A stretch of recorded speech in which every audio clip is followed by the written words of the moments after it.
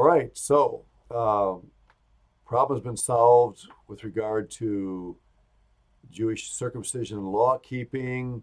It doesn't mean everybody's on board, necessarily convinced. You might ask, did all of those Pharisees who had come to faith, end up embracing that? I don't know. When it says that everybody agreed, it's talking collectively. That doesn't mean that necessarily every single solitary individual was on board.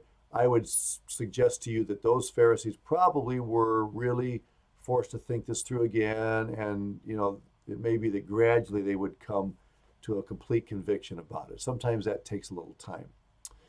But notice in verse 35 that Paul and Barnabas remained in Antioch, and they're teaching along with many others. At first it was just Paul and Barnabas doing most of the teaching, but time has gone by now, the church has developed, and a lot of people are qualified to teach the Word of God.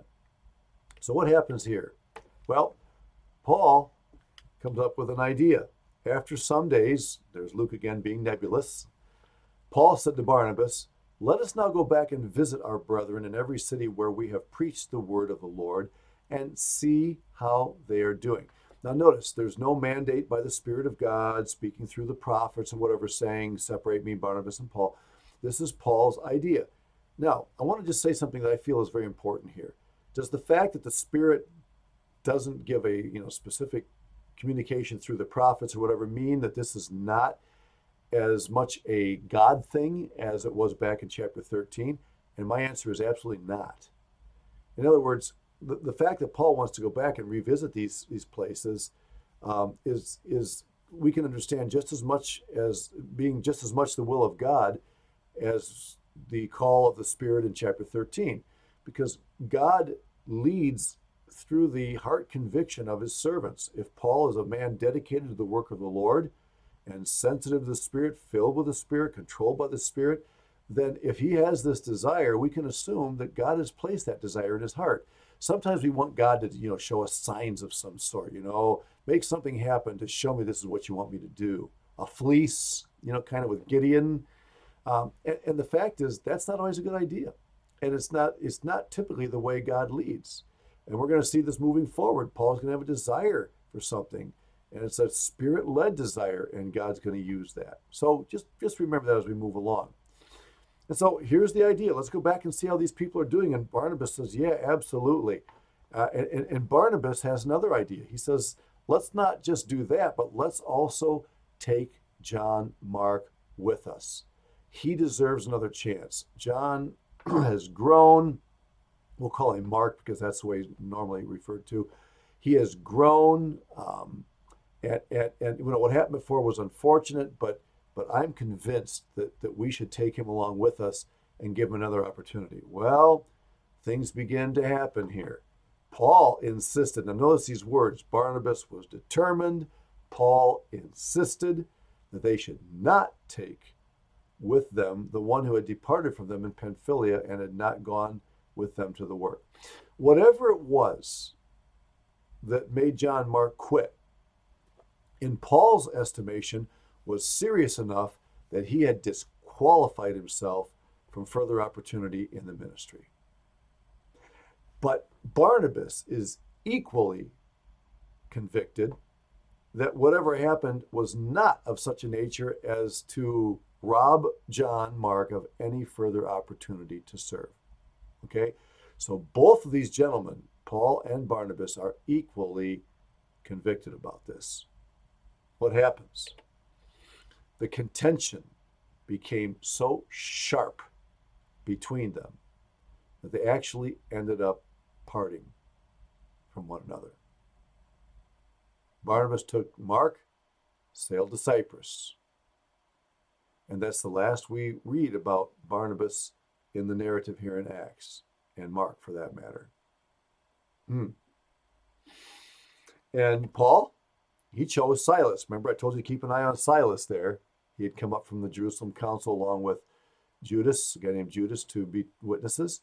Paul chose Silas and departed, being commended by the brethren to the grace of God. Now, let me just say this. There are some people who firmly believe that Paul was right and Barnabas was wrong. And they would say that the reason we know Paul was right is because Paul and Silas were commended by the brethren at the church in Antioch to the grace of God, and that is not stated regarding Barnabas and Mark.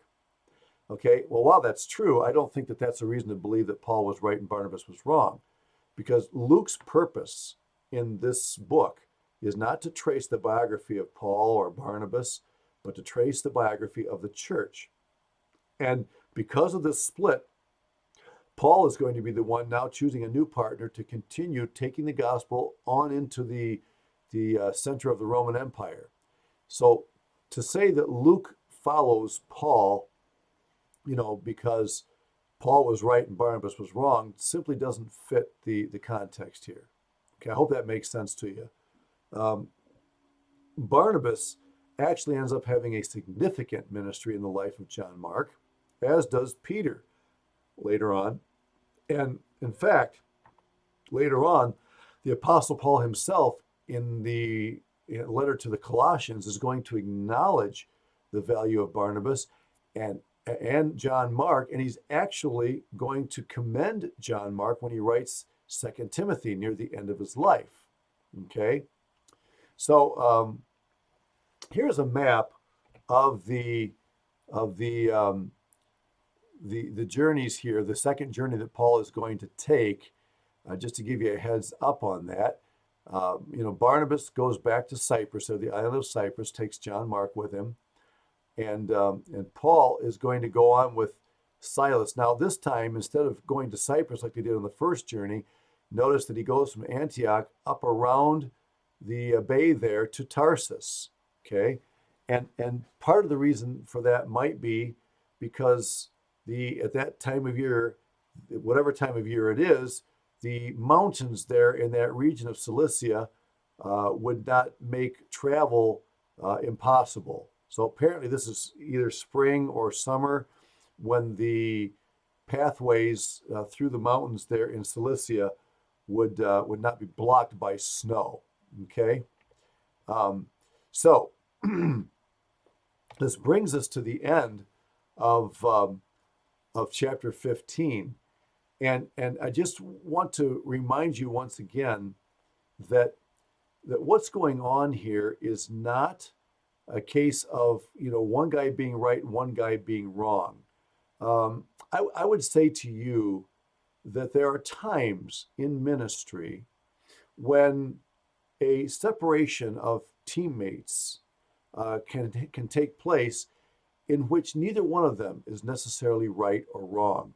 Sometimes a difference in opinion about methodology or what kind of people we consider qualified for a particular ministry can become such an issue that two men who have worked together previously no longer feel that they can. All right? And many times it's difficult to discern which one really has the better handle on this, which one has the better opinion. There is not a theological issue going on here. There's not a moral issue going on here. If this were a moral issue, things would have, Barnabas, obviously wouldn't want to take along someone who was morally corrupt or theologically corrupt. And so there are times when individuals work together in a ministry, and because of something that happens, they disagree about how to proceed. And it is possible in peace and in love for the two of them to look at each other and say, I think that probably moving forward, we should go separate ways. You have some really good ideas. I have different ideas. Both of those ideas can bring honor to the Lord. And so I really think that the best thing for us to do is to move on together, move on separately, and serve the Lord. And that kind of thing does happen. So don't assume that just because Paul and Barnabas broke up here, that one of them must be right and one of them must be wrong. Both of them continue to serve the Lord faithfully. And don't forget that John Mark, who goes along with Barnabas, actually ends up writing the second gospel. The Gospel of Mark is written by John Mark. I mean, that's quite a thing to keep in mind. And as I mentioned earlier, don't forget that Paul will write to Timothy in 2 Timothy chapter 4 at the very end of his life and say, bring John Mark along with you. He's profitable for the ministry. Now, let me just say this as well. The fact that John turns out being a valuable asset to the ministry doesn't necessarily mean that Paul was wrong in not taking him along on the journey. In other words, you might say, well, Paul learned his lesson, didn't he? I mean, John Mark wrote a book of the Bible, and Paul himself is constrained to acknowledge that he's doing a good job. So I guess, Paul, you were wrong. Not necessarily. It is possible that at that moment in time, Paul's judgment was solid, that it was wise. And maybe it may be the type of thing where Paul didn't necessarily feel that John Mark would never be qualified, but perhaps he didn't feel that he was ready at that point. So all I'm trying to say to you, and I'm taking some extra time to do this because it is a very important thing. I'm just saying to you that don't assume that when people have differences of opinion and they actually come to the point where they feel like they shouldn't be working together, that one of them is in sin and the other one's being led by the Spirit of God. Sometimes God breaks up people in ways like this because he wants to take them in different directions and use both of them for his glory. And that is exactly what happens with Paul and Barnabas. I do not believe that Luke intends in Acts 15 to take sides on the issue. I think his intent is to show a breakup, and this definitely serves as something that leaders can consider when they're dealing with this type of situation in team ministry. I hope that's a blessing and encouragement to you. So Barnabas and John Mark are out of the picture now in Acts, and Paul's chosen Silas, and we'll get on with the second journey and see how that unfolds.